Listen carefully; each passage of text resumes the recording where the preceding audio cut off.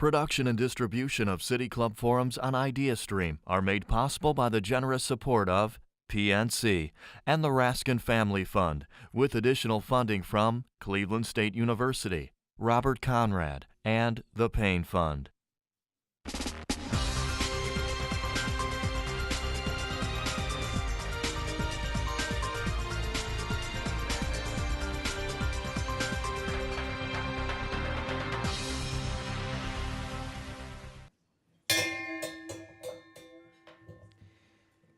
Good afternoon, everyone, and welcome to the City Club of Cleveland.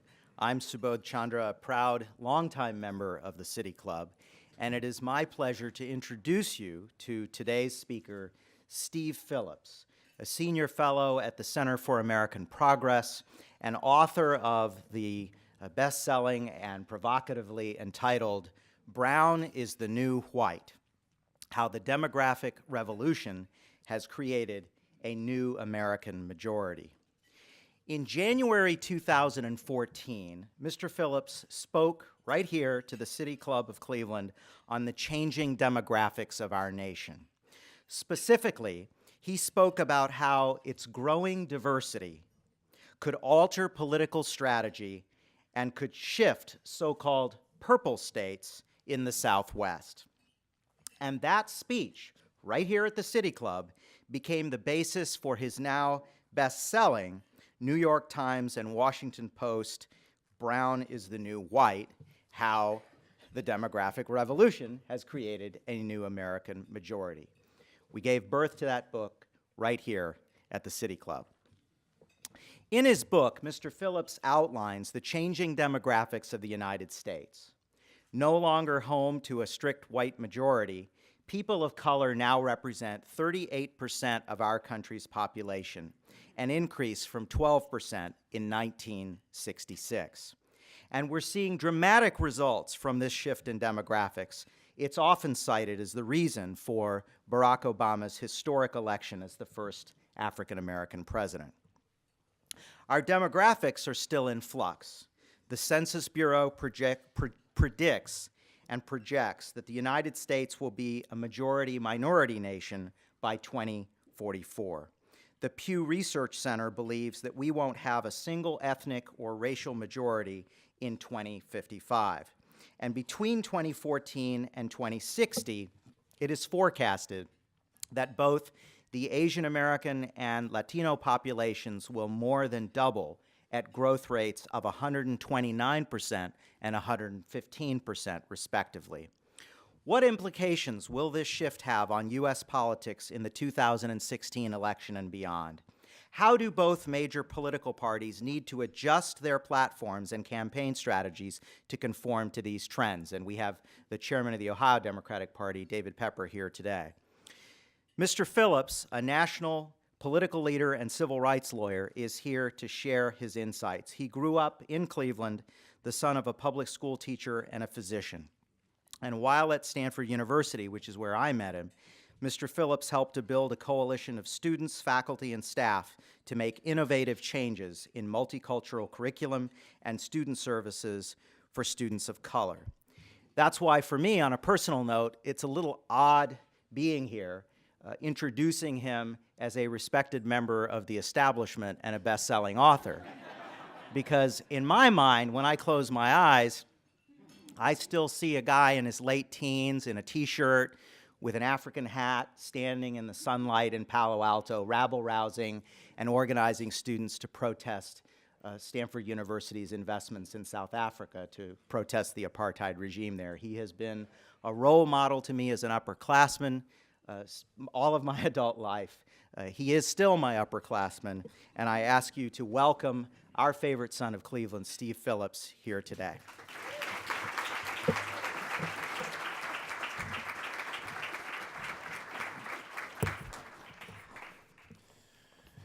Afternoon. Thank you, Subodh. Thank you for undermining my image in terms of I've tried to distance from the past. It's good to be home. It's good to be back at the City Club.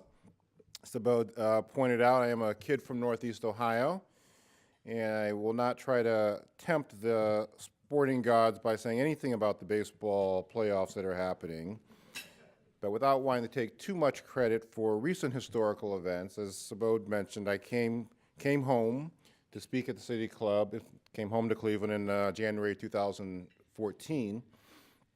Mere 7 months later, LeBron also decided to come home, and the rest is history.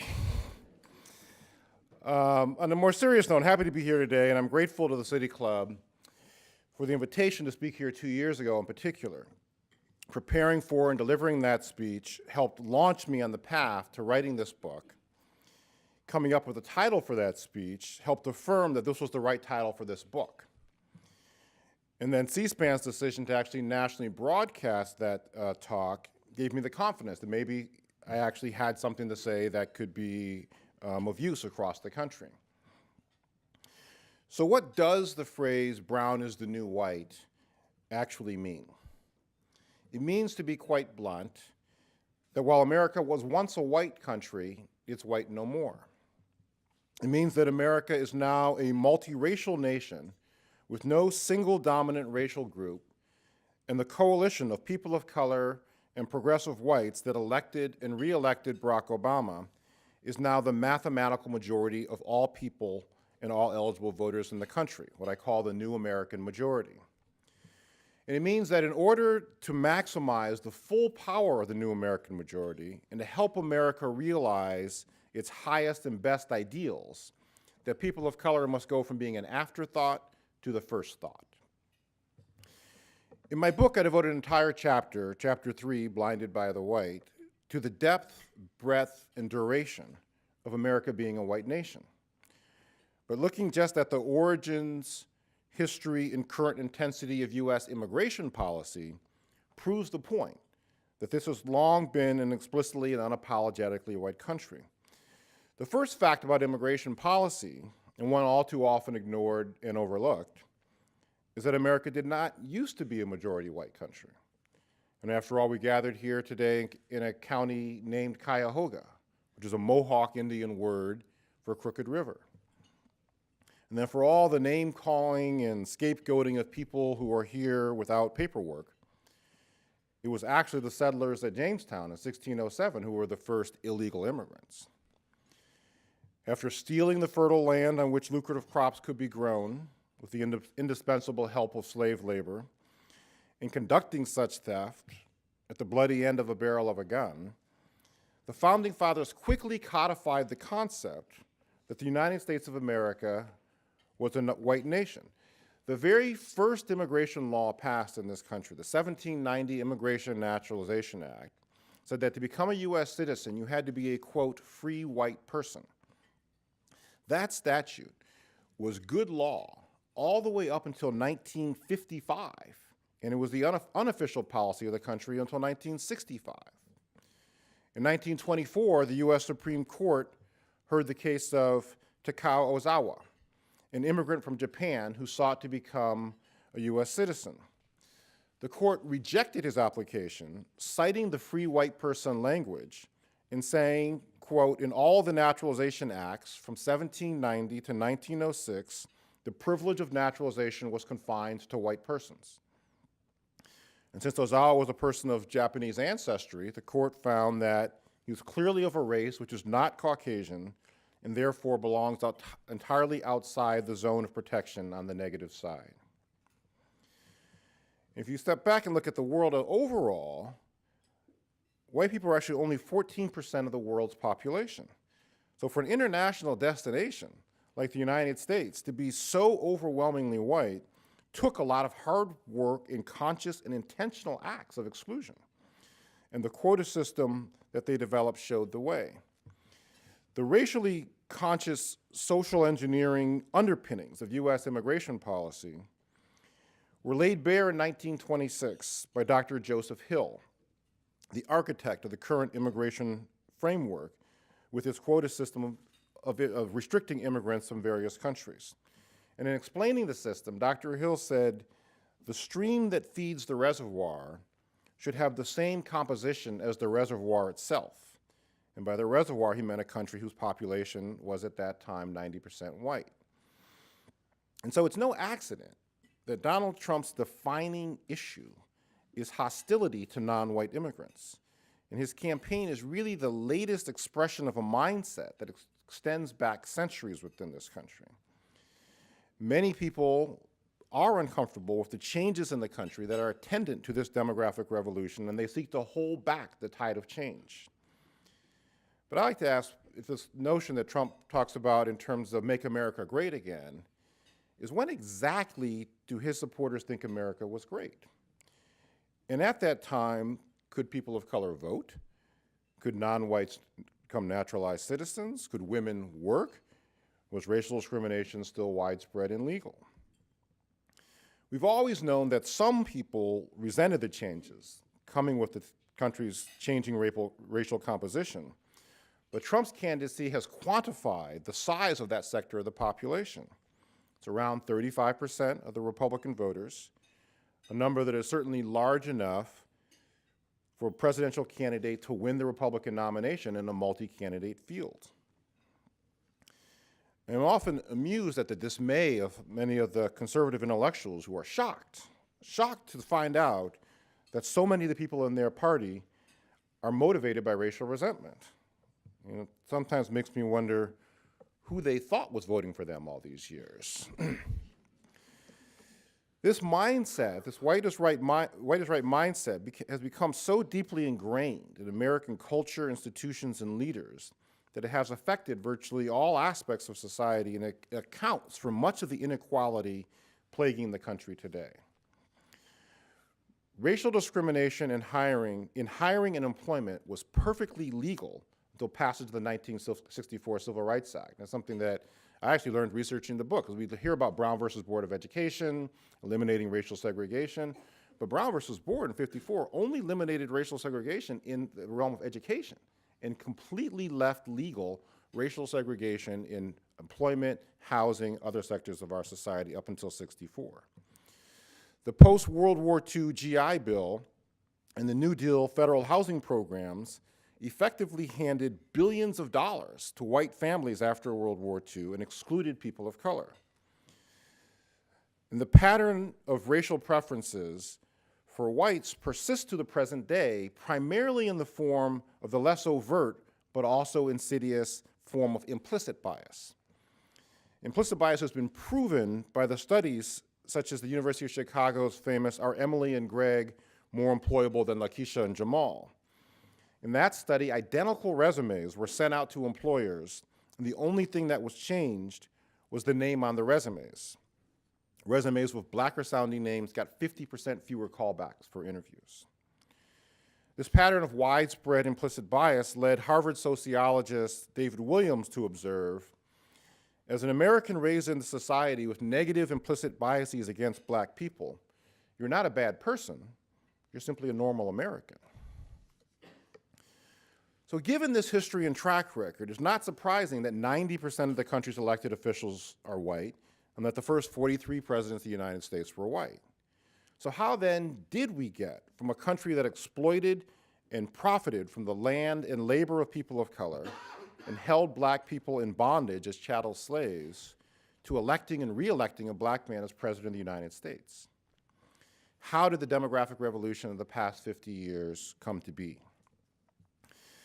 The changes that are transforming the country today are the result of centuries of struggle, sacrifice, resistance, and freedom fighting that culminated in the events in Selma, Alabama in 1965, and America has never been the same since. The filmmaker Ava DuVernay did an excellent job capturing the voting rights struggle in her signature movie, Selma. The events she captured dramatized the reality that Jesse Jackson described when he said, "The Voting Rights Act was written in blood before it was signed in ink." Those days in March of 1965, days that saw the police killing of Jimmy Lee Jackson, an unarmed black man marching for the right to vote, the mob killings of Reverend James Reeb and Viola Liuzzo, white allies who had come to Selma to stand in solidarity, and the tear gas and billy clubs on Bloody Sunday, those moments in March of '65 set in motion the transformative changes that have brought about the demographic revolution which elected Obama and which will decide the outcome of this election when we determine who will succeed the country's first black president.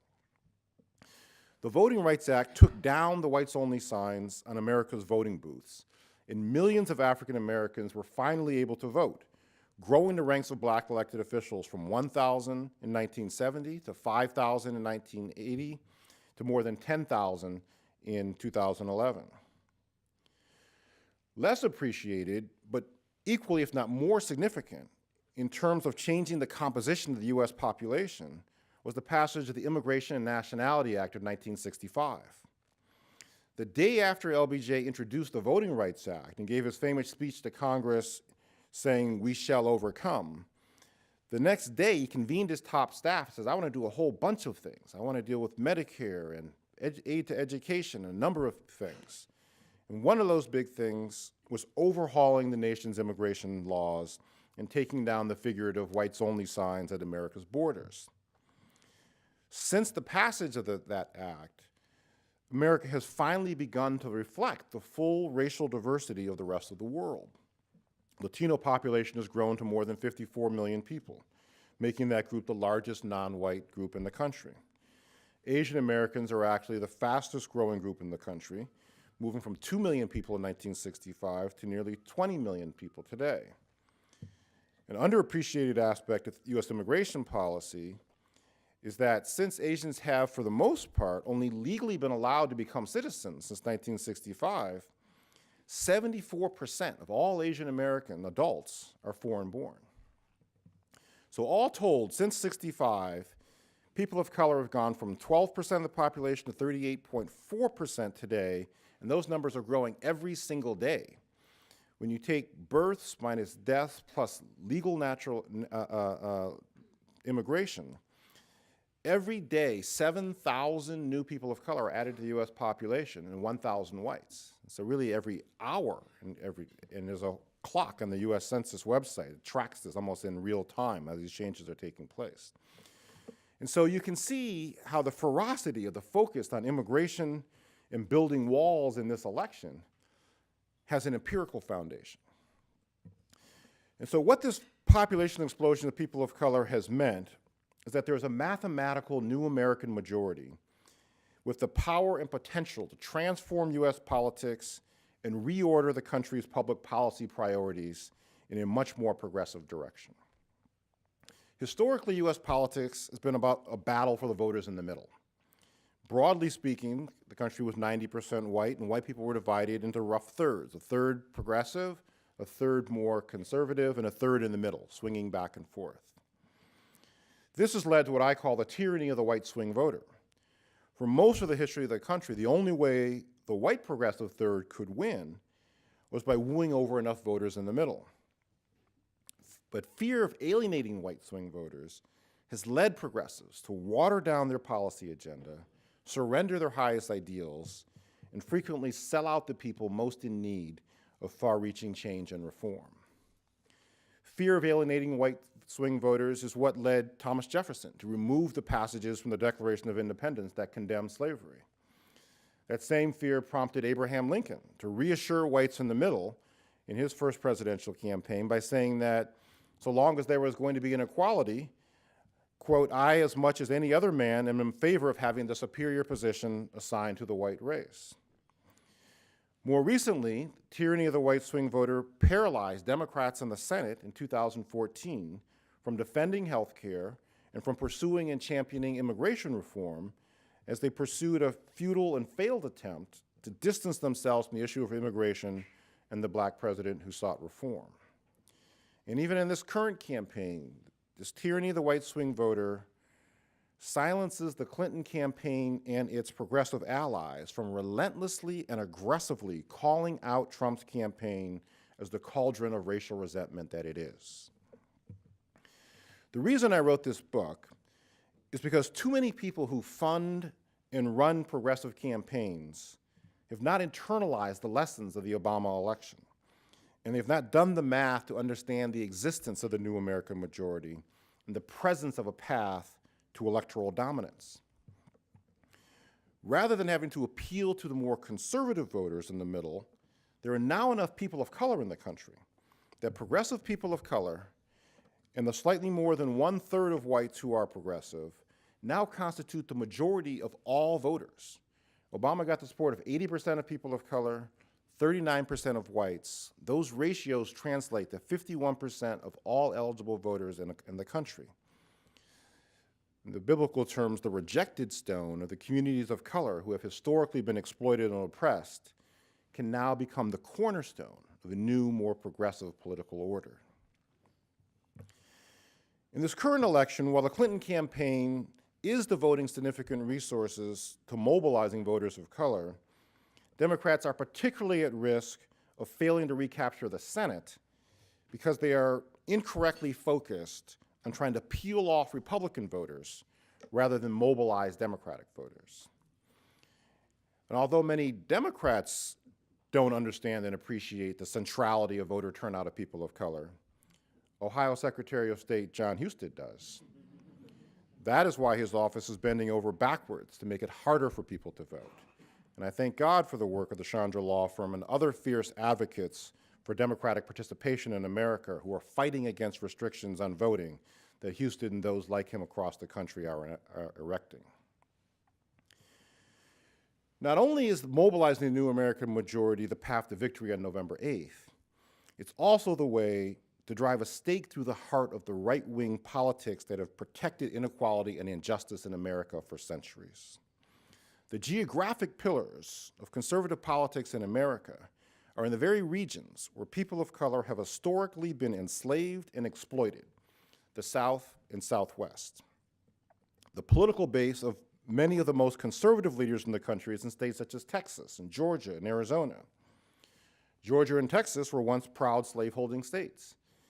In fact, the famous Texas Revolution, immortalized with the famous battle cry, Remember the Alamo, was about protecting Texas's practice of holding slaves. Arizona used to be part of Mexico before the U.S. took that land through violence and bloodshed in the Mexican-American War of 1848. But the demographic revolution of today has created the conditions for upending the political balance of power in those states. Republicans win statewide elections in Texas by 800,000 to 900,000 people.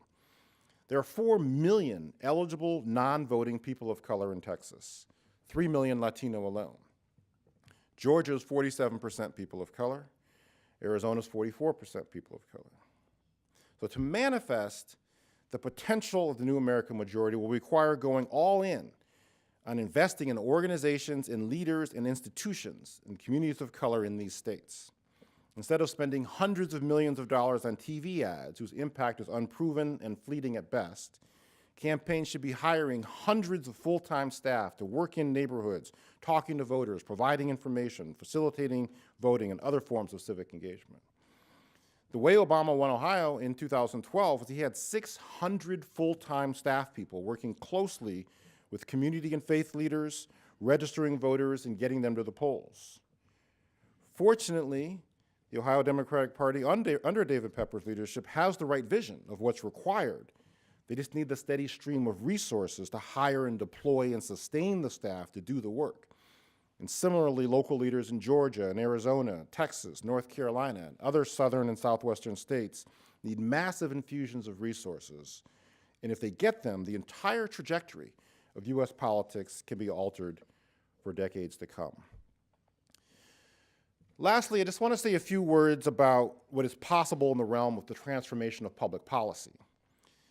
The ultimate point of elections is to make public policy to improve the lives of people and make the world a better place.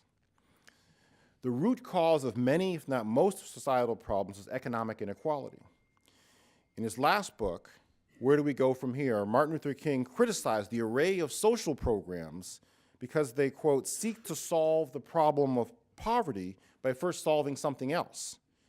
I am now convinced, King wrote, that the simplest approach will be to prove to be the most effective. The solution to poverty is to abolish it directly.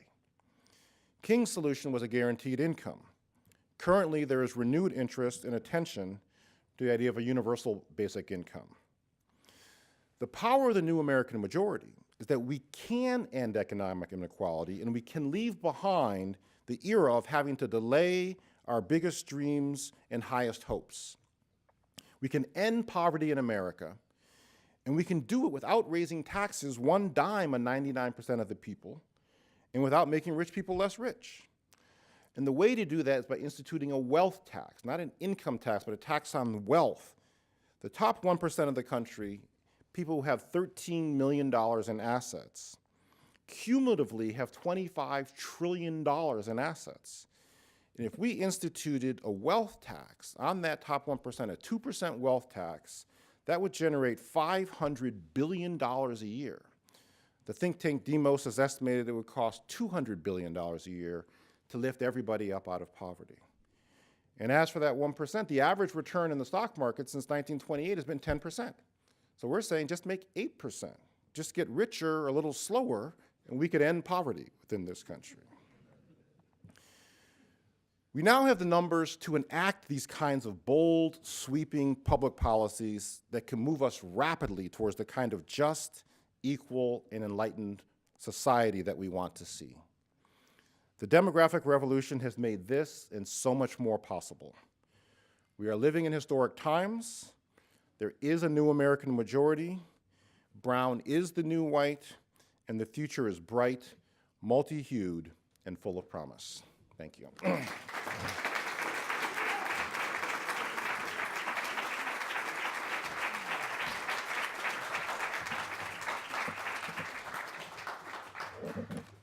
Today at the City Club of Cleveland, we are enjoying a Friday forum with Steve Phillips, Senior Fellow at the Center for American Progress and author of the best-selling Brown is the New White, How the Demographic Revolution Has Created a New American Majority. He is also a co-founder of Power Pack Plus, a social justice organization dedicated to building a multiracial political coalition, and more recently, founded Democracy in Color, a multimedia platform on race, politics, and the new American majority.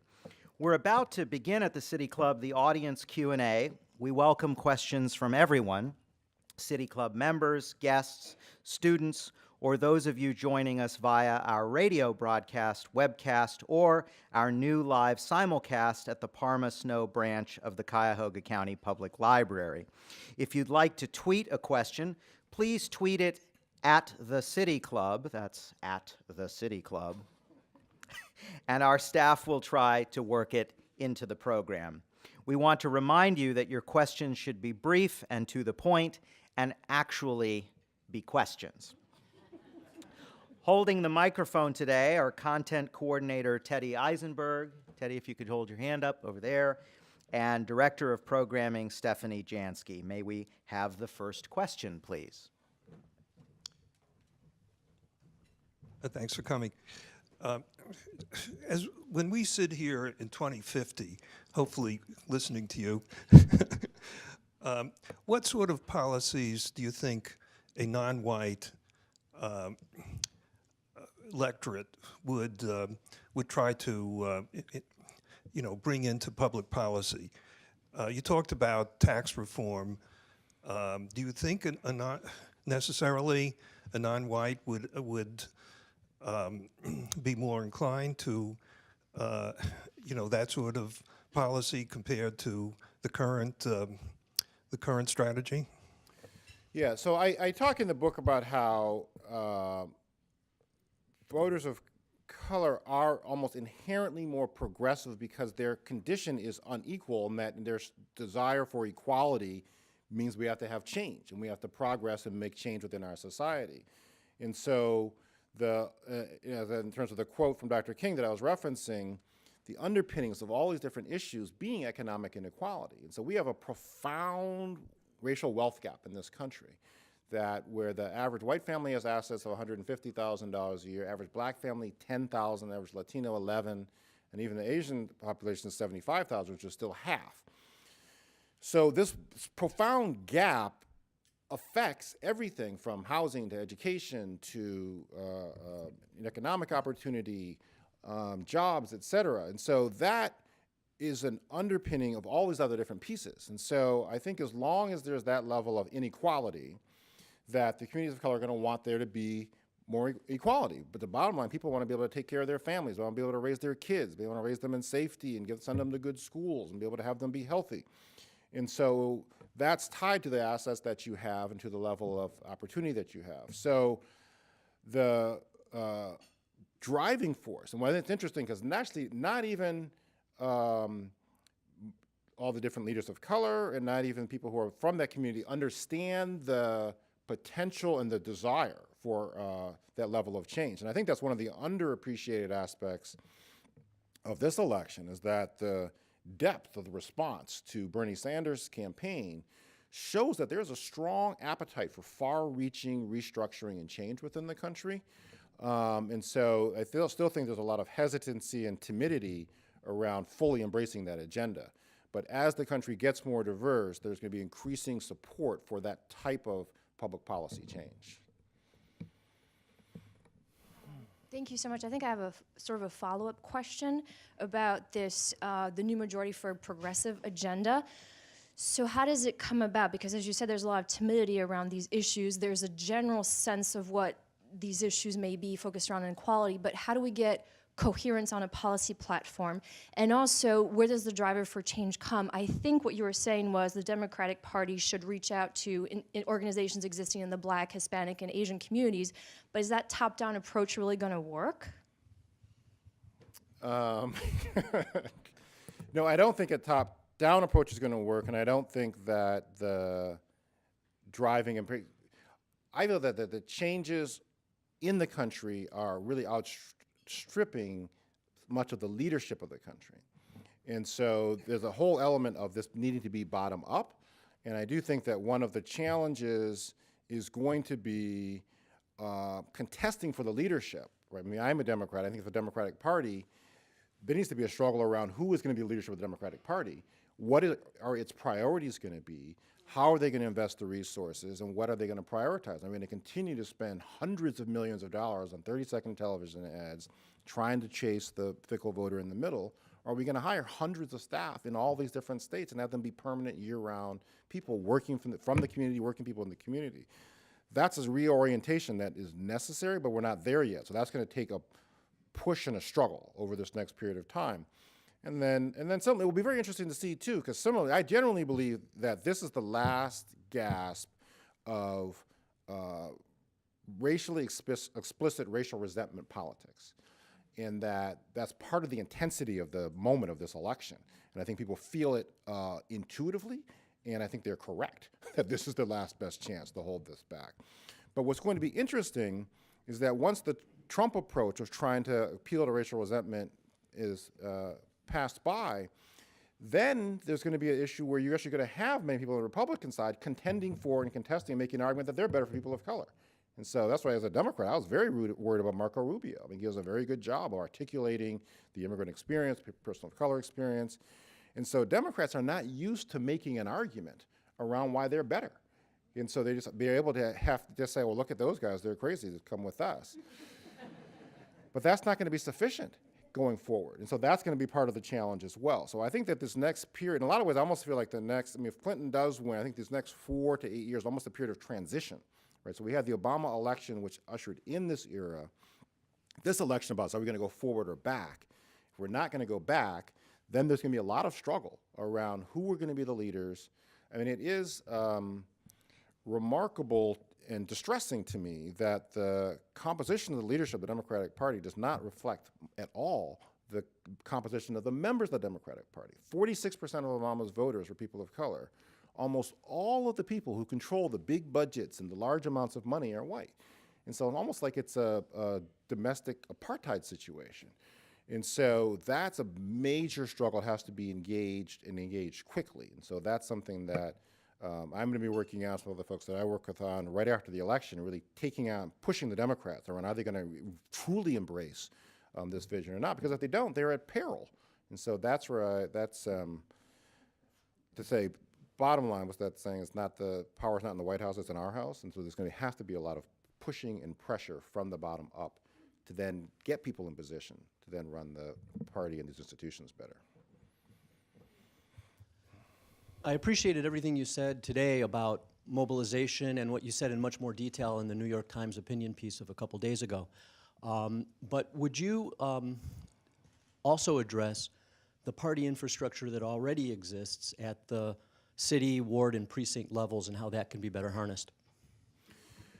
Well, there's not. I mean, for instance, I live in California, and I live in San Francisco. It's an extremely democratic city. But I would actually joke, was not even a joke, is that if you wanted to join the Democratic Party, where would you go, right? I mean, there's not an office. There's not really like a place that you can sign up. And so the party is not oriented in that precinct fashion.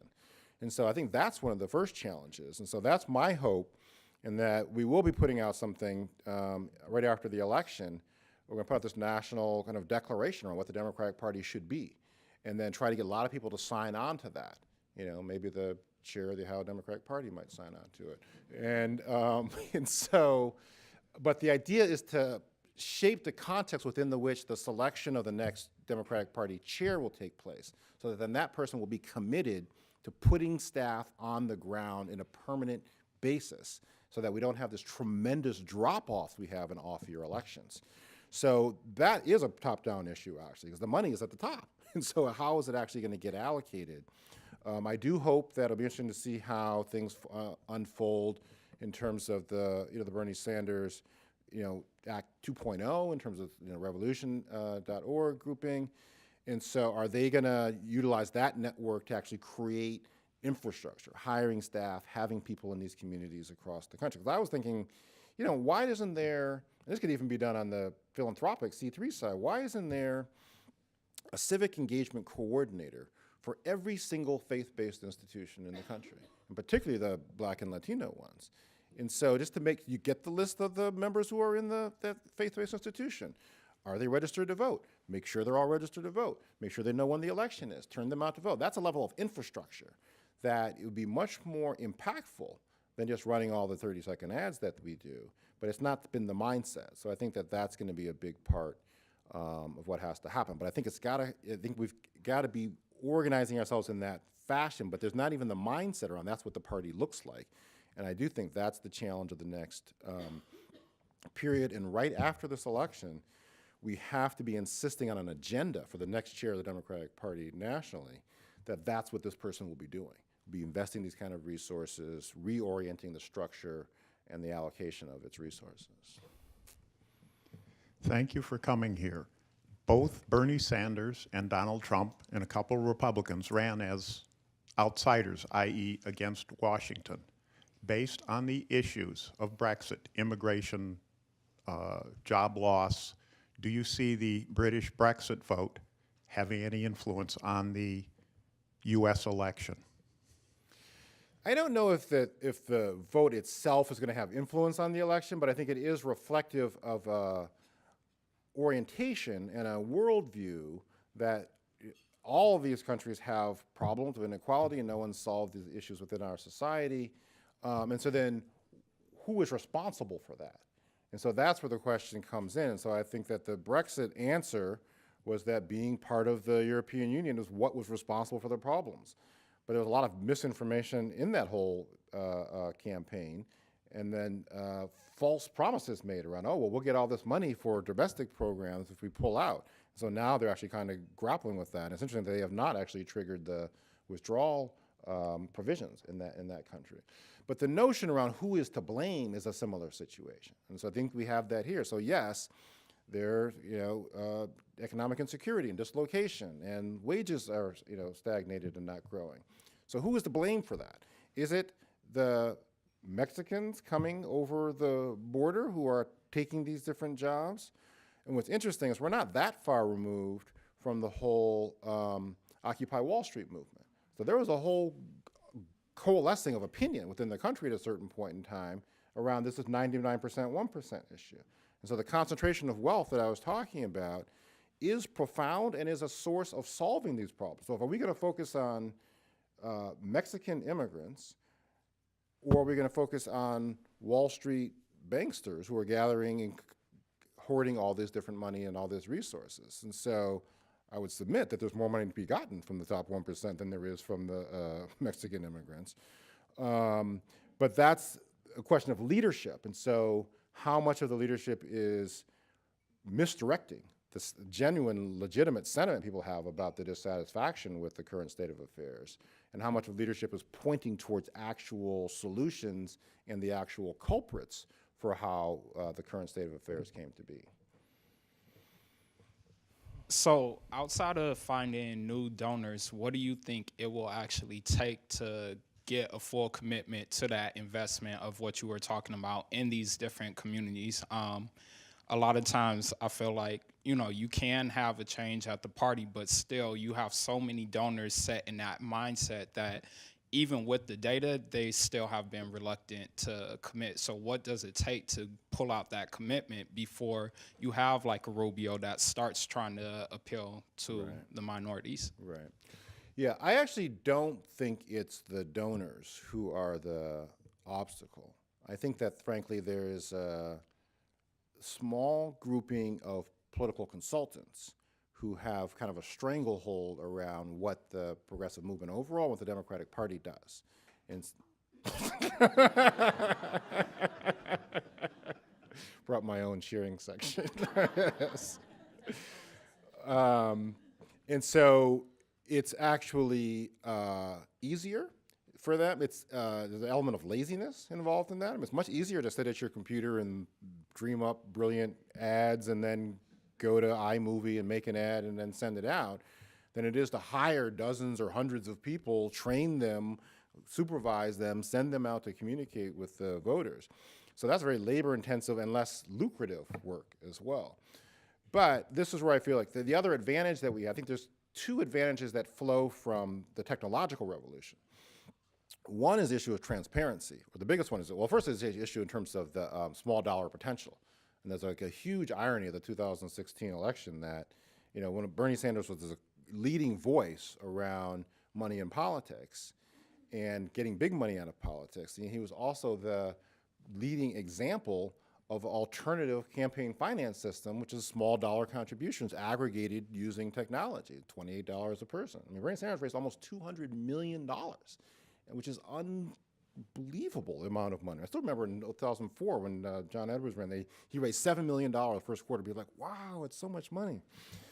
So it is possible, and it has been proven that small dollar aggregation utilizing the current technology that exists can be a counterweight to the big donor contributions. And that's the other lesson of this election, right? I mean, the irony is that Trump spent almost nothing in the primaries, right? He's on Twitter, right? And then you had Bush, who went around and raised $100 million in large contributions and got destroyed. And so the counterweight and the reality of the small dollar versus the big dollar. The other advantage that technology has created is that it has now more democratized communication. And it has opened up the potential for transparency and accountability. And so all of the campaign finance reports and all of the campaign spending activities are public record. And so you can go to FEC.gov, download this, or you can go to FEC.gov. ProPublica has a FEC itemizer tool. OpenSecrets.org tracks all this information. And so we can pull that information, analyze that information, and then put it out there more broadly in the world through social media, Facebook, Twitter, Snapchat, if you're young enough. So that's a way that we don't have to be, that word can get out and there can be more accountability. Because before, it's like people hand over the money to the consultants and then they run their ads and nobody ever holds them accountable. And so we did with PowerPack Plus a few years ago, this audit of Democratic Party spending, which had never been done before. And so we looked at their consultants and where the money was actually going, and found that 97% of the dollars were going to white consultants. That had never been revealed before. But all that information is there. And that it's also available in terms of, so the transparency piece of it. And then it's not that difficult to do. I was at a workshop, speaking of a class a couple of years ago, it was a year or so ago, with some Hawkins School students, and I'm trying to explain to them about downloading the voter file, and you can go online and trying to explain to them. And then before I even finished my paragraph, one of the students says, oh yeah, I just went to this site for the county and I pulled it down and I have this, what else should I do next, right? And so the level of technological sophistication of the young people opens up the chance. So that's the thing we have to do. Use these tools, run reports, analyze how they're spending their money. Because other thing about this, what I tried to get at somewhat in the New York Times piece on Wednesday, is that there's very little evidentiary support for spending the money that we spend it. And so people, you see these different newspaper articles, that's another way you can do it too, is educating the reporters. And so that's another thing we can actually be doing. It's like, so where is the data that running these TV ads produces a result that you actually want to see? There's lots of data that investing in staff operation to get people to the polls gets a voter to the polls. But there's very little data that a TV ad actually influences votes. And so it's that level of accountability and pressure that we have to be putting on those people who are funding campaigns. And the little guy can do that now because of the technological revolution. We can all broadcast more and get the words out through our social networks and social media. Hello. So you mentioned all the demographic changes that are taking place, with places like Georgia being 49% minorities, but in many ways that's only the first step. Having all of these people here has already been something Republicans have taken note of, and in the South especially, they have their strategy. They're cheating. They come up with voter suppression efforts. They put in place voter ID laws, they play games with where the DMVs are, and they attempt to make it as hard as possible to get anyone who's not going to vote for them to vote. That's an old strategy, and they've doubled down on it, and it does appear to be working. I mean, they have almost all of the South solidly in their control. So what's your suggestion for getting past that sort of suppression effort? Well, it gets back to the issue of how we're allocating the resources, right? So Obama lost Georgia by about 300,000 votes. There are 900,000 eligible people of color who didn't vote. And so it's not rocket science around how do we do. You have to hire the staff to go door to door, to identify people, show them how to actually vote, particularly in areas where you have absentee ballot, and then you go back. And it's a very labor-intensive and meticulous process, but it's proven. But we don't invest the resources in doing that. And so somebody has to make a significant financial commitment to really taking on a state like that. And so this is what the frustration that I have, which is really why I wrote the books, why I did the piece in the Times. You know, for, let's say, $20 million, we could probably win Georgia. We could hire enough people to get enough people out to vote to be able to actually win Georgia. But people don't think it's possible. And so we'll spend $20 million more on TV ads, but we won't make that kind of investment. So it's a bit of a chicken and egg thing that's going on here, but that's where I really feel like immediately after this election, we have to engage this fight at a higher level of intensity. And the opportunity is for all the, I don't know what all the reasons are, but I do believe that the Clintons understand political nitty-gritty, block by block, organizing, fighting, actually more even, I think, than the Obama had in a recent interview was saying that he originally thought that if he just put out good policies and good ideas, that people would gravitate towards it. And so I don't think, you know, he sees that that was not correct. But the Clintons have been street fighters for 40 years. And so I actually think that they, and many of the people who are in the high level of their campaign are very committed to trying to actually build more of an infrastructure. So I'm hopeful that there'll be that level of national prioritization that will then tap and channel these large-scale major donors to move resources in this direction. And that's where I think all of us have a role to play in that, around utilizing whatever platforms we have to lift up these issues and put pressure. And the beauty of Twitter is that it's such an accountability mechanism, and people are actually not used to being held accountable, and they're very thin-skinned. And so you particularly see it with reporters, but also I think with other people, is if you get some good data and actual data, and then you start tweeting out some like criticism, people start contacting you, right? And so you see it with different institutions, right? If you have a problem with the airline and they're not being responsive, you tweet, why isn't United Airlines being more user-friendly? They contact you, and then because they don't want to be called out. And so this creates an opportunity thing for all of us to be more assertive and aggressive on holding these different entities accountable. And I would submit that we should be holding accountable a lot of these major these large-scale donors, right? I mean, one of the Facebook founders is now she's going to do $20 million in spending this year to try to defeat Trump, which is great. But these are supposed to be data-driven people. And so can we start getting a social media norm around where is the data around how you're spending this money? And are you getting data back that this is the most effective way to do that? So there's more that we can do, I think, at the grassroots local level than we may appreciate. But that's the imperative, is pushing those who are holding the funds to spend the money in a much different fashion. Democratic Party spends $400 million plus in off-year elections. And it'll be close to $2 billion in presidential elections. So how is that money being spent? And that's the battle we have to engage and join. And I do believe we're going to have the opportunity to have that struggle immediately after November 8th.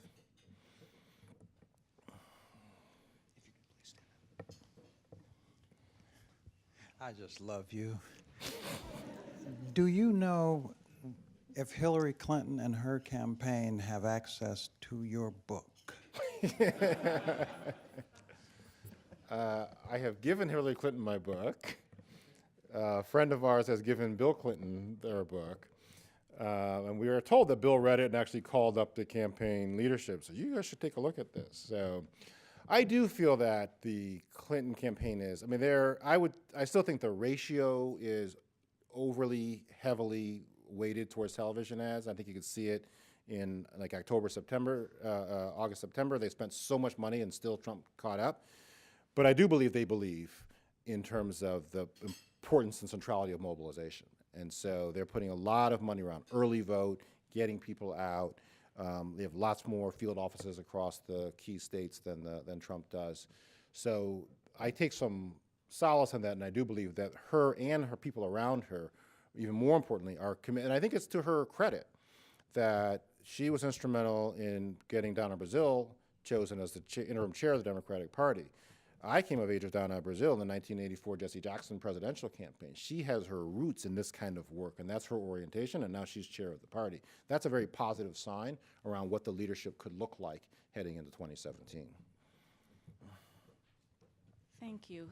So you spoke a lot about the persistent and systemic disenfranchisement of minorities in terms of the voting process here on the U.S. mainland. But can you speak to the U.S. territories and Puerto Rico, where you have significant communities of colors that by birthright have U.S. citizenship, but aren't able to take action and engage in the voting process for the presidency? Yeah, so I was actually interested that there was not more attention to the whole situation around Puerto Rico's debt and what was going to happen with that. That should have been a bigger issue in the presidential election. So there's still not a tremendously deep appreciation for that. There is, and then you have the additional dilemma of that Puerto Ricans can vote, but Puerto Rico doesn't have a vote, right? And so that time, in terms of how that plays itself out in the presidency.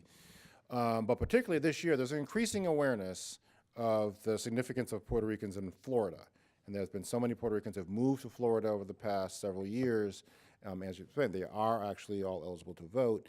And so that's a population which can be quite significant. And then one of the progressive super PACs was telling me that they're actually organizing phone banks in Puerto Rico to do phone banking into Florida, to the Puerto Ricans who are in Florida around the campaign. So that's the kind of sophistication, frankly, I think that is necessary and is required. So that's, I think, the most immediate way is to find throughout this diaspora, where are there pockets of folks who can be influential in these elections, and then trying to get those people to participate at a higher level. That's the most immediate piece. And as you probably know much better than I do, the larger question around Puerto Rico and its status is a much more complicated issue that is going to take more to resolve. So.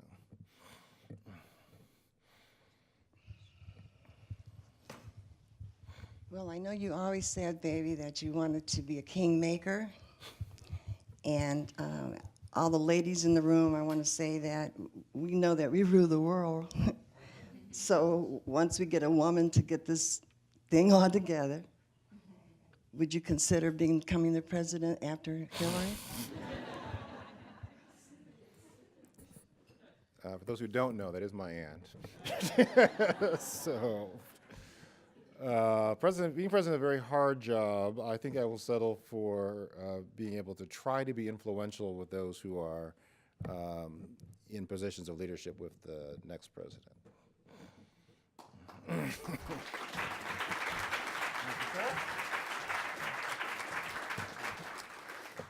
Today at the City Club of Cleveland, we have been enjoying a Friday forum with Steve Phillips, Senior Fellow at the Center for American Progress, co-founder of Power Pack Plus and Democracy in Color, which you can check out on the web, and author of the best-selling Brown is the New White: How the Demographic Revolution Has Created a New American Majority. Our community partners for today's forum are Cleveland Public Theater and Northeast Ohio Voter Advocates. We appreciate your partnership. We welcome guests at tables hosted by the Cleveland Clinic and the Ohio Democratic Party. We also welcome students from Hawkins School, Steve's alma mater, and Solon High School to today's forum. Student participation in City Club forums is made possible by a generous grant from the Laub Foundation. We thank all of you for being here. The sale of Mr. Phillips's book, Brown is the New White: How the Demographic Revolution Has Created a New American Majority, is provided by a cultural exchange, and sales will be taking place outside of the room. And that brings us to the end of today's forum. Thank you, Mr. Phillips. Thank you, ladies and gentlemen. This forum is now adjourned.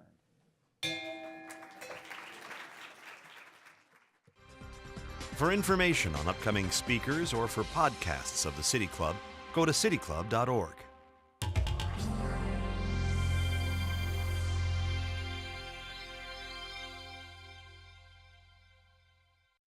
Production and distribution of City Club forums on IdeaStream are made possible by the generous support of PNC and the Raskin Family Fund, with additional funding from Cleveland State University, Robert Conrad, and the Payne Fund.